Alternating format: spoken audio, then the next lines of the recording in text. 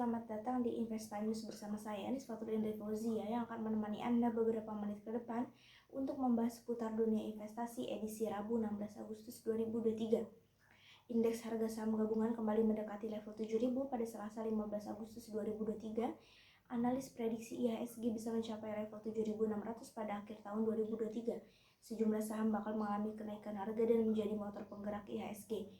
Pada perdagangan Selasa 15 Agustus, IHSG ditutup di level 6.915, naik 4,93 poin atau 0,071% dibandingkan sehari sebelumnya.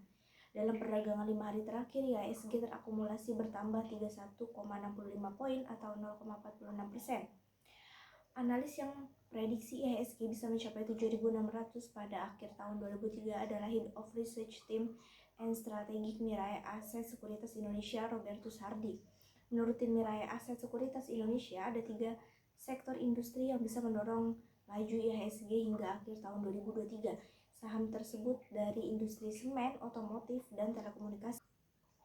Ketiga sektor beserta mayoritas perusahaan yang menjadi anggotanya diuntungkan dari naiknya tingkat mobilitas dan aktivitas ekonomi masyarakat pasca pandemi tahun lalu. Menurut Robertus, ketiga sektor memiliki potensi return yang lebih tinggi dari IHSG saat ini. Langkahnya masih terbebani sektor komoditas. Mobilitas masyarakat utamanya akan mendorong pembelian mobil dan motor. Menurut dia, faktor lebih sedikitnya hari libur juga diyakini akan menaikkan volume penjualan semen.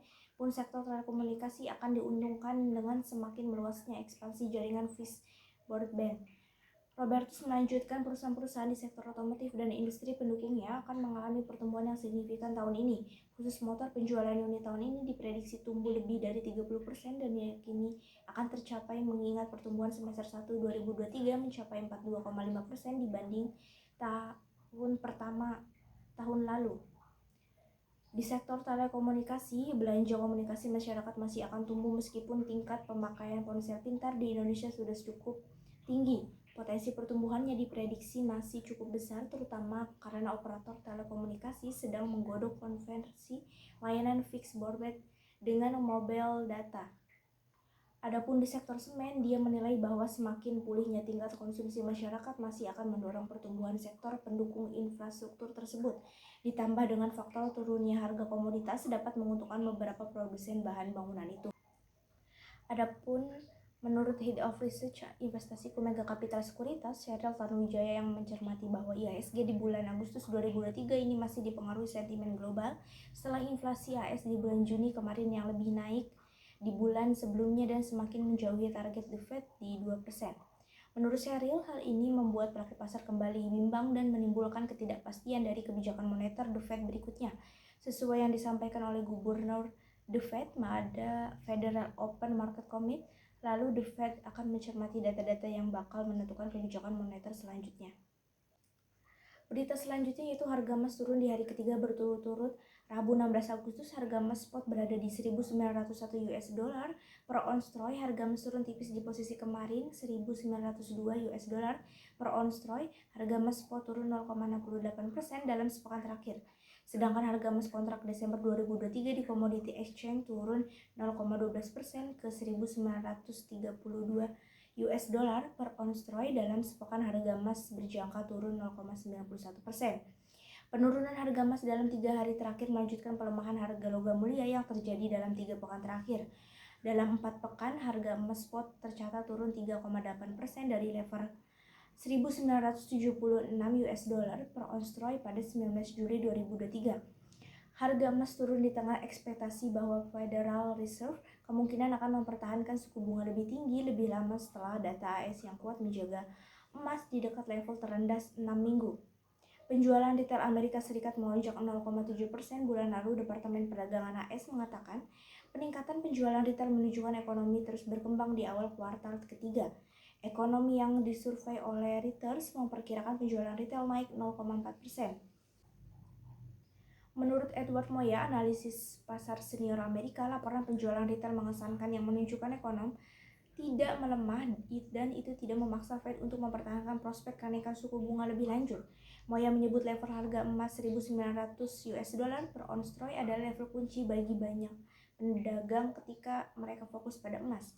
Menawarkan kelonggaran indeks dolar turun 0,1% terhadap para pesaingnya membuat emas lebih murah bagi pemegang mata uang lainnya. Menurut alat FedWatch CMI, kemungkinan bahwa Fed akan membiarkan suku bunga tidak berubah tahun ini adalah sebesar 88,5%. The Fed sejak Maret 2022 menaikkan suku bunga acuan sebesar 525 basis poin ke kisaran 5,25% hingga 5,50% saat ini.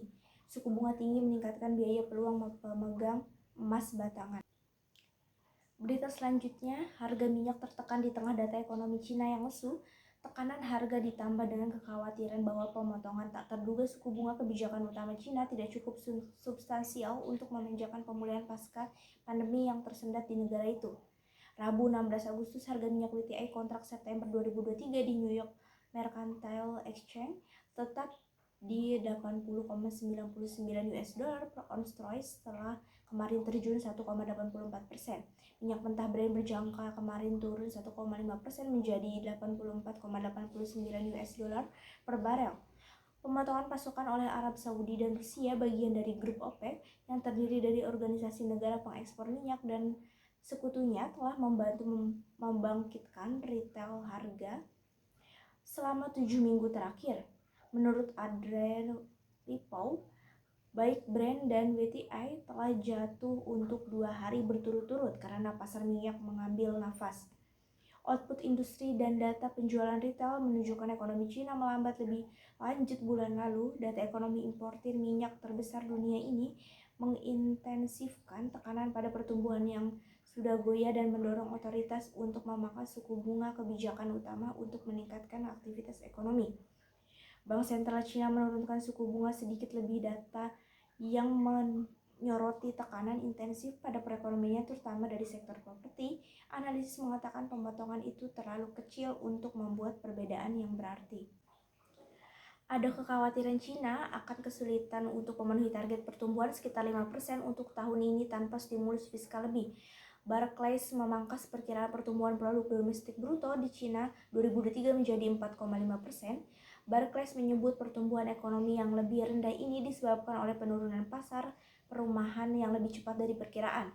Juga menambah sentimen risk off. Seorang analis di Fitch Ratings memperingatkan bahwa bank-bank AS termasuk JP Morgan Chase dapat diturunkan peringkatnya jika lembaga rating ini lebih jauh memangkas penilaiannya terhadap lingkungan operasi untuk industri tersebut. Menurut Pilvin, ketika sektor perbankan goyah, minyak menjadi lebih goyah karena sangat sensitif terhadap suku bunga pinjaman dan kesehatan ekonomi secara umum. Pada catatan yang lebih cerah, throughput kilang di Cina naik pada bulan Juli sebesar 17,4% dari tahun sebelumnya. Perusahaan pengolahan minyak mempertahankan produksi yang lebih tinggi untuk memenuhi permintaan perjalanan musim panas domestik dan untuk memanfaatkan margin keuntungan regional yang lebih tinggi dengan mengekspor bahan bakar. Dalam pasokan AS, stok minyak mentah turun sekitar 62 juta barel pekan lalu. Menurut sumber pasar mengutip angka American Petroleum Institute yang dirilis Selasa malam menjelang data mingguan pemerintah AS yang akan dirilis pada Rabu, analis yang disurvei oleh Reuters memperkirakan rata-rata persediaan minyak mentah turun sekitar 2,3 juta barel pekan lalu. Berita selanjutnya yaitu rupiah diperkirakan kembali melemah pada Rabu 16 Agustus. Pada perdagangan Selasa, rupiah di pasar spot turun 0,18% ke 15.342 rupiah per dolar Amerika Serikat. Senior ekonomi KB Valbury Sekuritas, Fikri Syah Permana mengatakan penguatan dolar AS didorong peningkatan indeks dolar ke level 103. Hal ini akibat AS banyak menerbitkan yield US Treasury tenor panjang yang lebih banyak di saat permintaan terbatas sehingga harga turun. Alhasil banyak yang berpindah ke dolar AS sehingga mendorong penguatan indeks dolar. Untuk Rabu 16 Agustus, Fikri nilai masih ada peluang rupiah terapresiasi. Meski demikian, harapan tersebut diberatkan dengan nilai data ekspor-impor Indonesia yang turun meskipun mencatatkan surplus.